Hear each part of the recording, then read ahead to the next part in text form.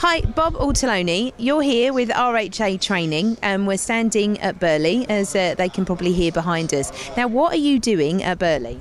Well, the RHA, the Road Haulage Association, is here predominantly to show that we can help members or people who use horses non-commercially, people who use horses commercially, to help them comply with a variety of rules and regulations that they would normally fit into but not be aware of. Okay.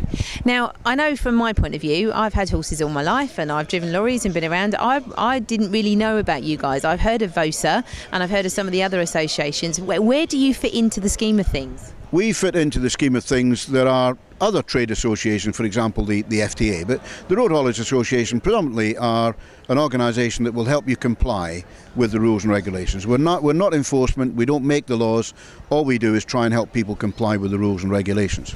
Perfect. Now, the reason we really were keen to speak to you today is totally from that point of view, is to give information. Now, I think everyone's seen in the press and heard all the stories that people have been stopped at horse events in the car park and been fined for having logos and things like that. Can you just explain to us the difference between when it is a commercial vehicle and when it's not a commercial vehicle? The idea of commercial is obviously someone who does it for a trade or a business. Mm-hmm. But the authorities could look at such things as the financial aspect of the sponsorship, vehicle emblazoned by a variety of sponsors.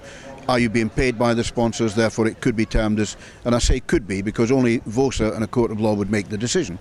But possibly even an outside direction would be, well, if you win a competition and the prize money is not as much as it costs you to get there, you could be commercial insofar as it increase the value of the horse, therefore a saleable value. And we can come to you guys for this sort of information. So you are the people that the equestrian world need to contact really to find out where they sit within the commercial window, if you like.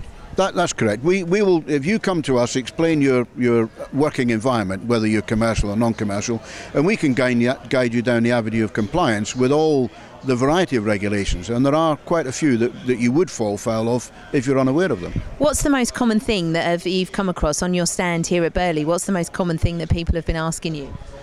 The most common thing is, I drive a 7.5 tonner, I use the vehicle non-commercially, do I have to worry about any of the rules? And the answer is pretty much no. But we have had an awful lot of people who are using the vehicle to carry other people's horses commercially, not just a friendly thing, but and they're totally unaware of all the rules that they should be following. So there is an awful lot of, I don't like the word ignorance, but there is an awful lot of people who don't know the rules that they should follow. Yeah. So the advice is get online, visit the RHA training. We'll obviously give all the details at the end of this short video, and come to you guys and ask the questions. No matter how silly you feel, that you're there for a reason. Absolutely. Our reason is to guide people down the avenue of compliance. If you're compliant and understand the rules, you'll know when you're breaking them. If you don't understand any of the rules, you won't have a clue whether you're breaking them or not.